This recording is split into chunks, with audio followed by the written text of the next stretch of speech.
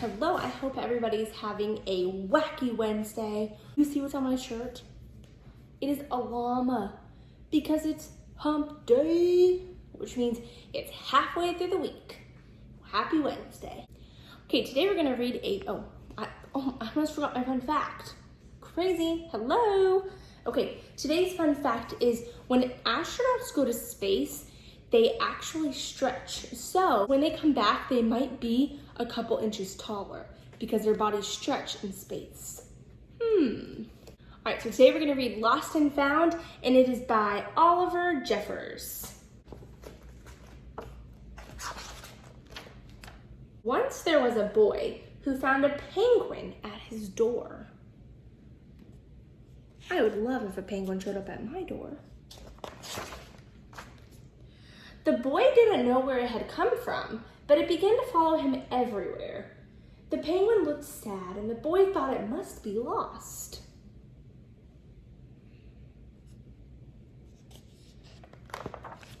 So the boy decided to help the penguin find its way home. So it looks like he went to the Lost and Found office. And the person's name is Man. He checked in the Lost and Found office, but no one was missing a penguin. He asked some birds if they knew where the penguin came from, but they ignored him. Some birds are like that.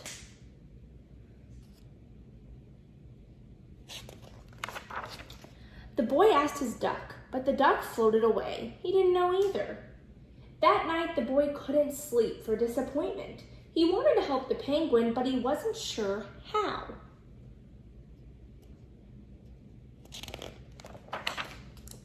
The next morning, he discovered that penguins come from the South Pole. But how could he get there? He ran down to the harbor and asked a big ship to take him to the South Pole. But his voice was much too small to be heard over the ship's horn. Man, he has a big ship. It's like a cruise ship. Together, the boy decided he and the penguin would row to the South Pole. So the boy took his rowboat out and tested it for size and strength. He told stories to the penguin to help pass the time. Then they packed everything they would need and pushed the rowboat out to sea.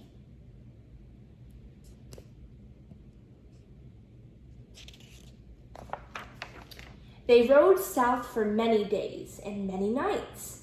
There was lots of time for stories, and the penguin listened to every one, so the boy would always tell another. That penguin was a good listener.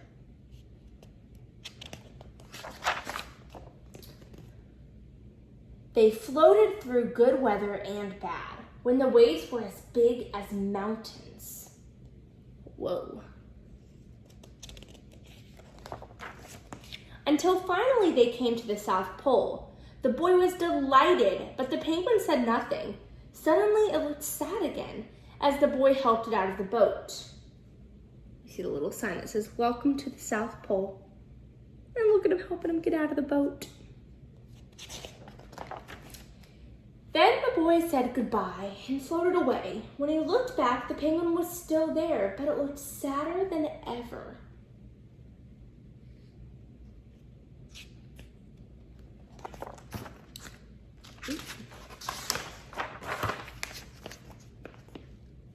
It felt strange for the boy to be on his own. There was no point telling stories now because there was no one to listen except the wind and the waves. Instead, he just thought. And the more he thought, the more he realized he had made a big mistake.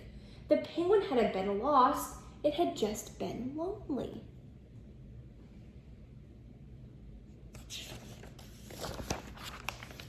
Quickly, he turned the boat around and rowed back to the South Pole as fast as he could. At last, he reached the pole again, but where was the penguin? The boy searched and searched, but he was nowhere to be found.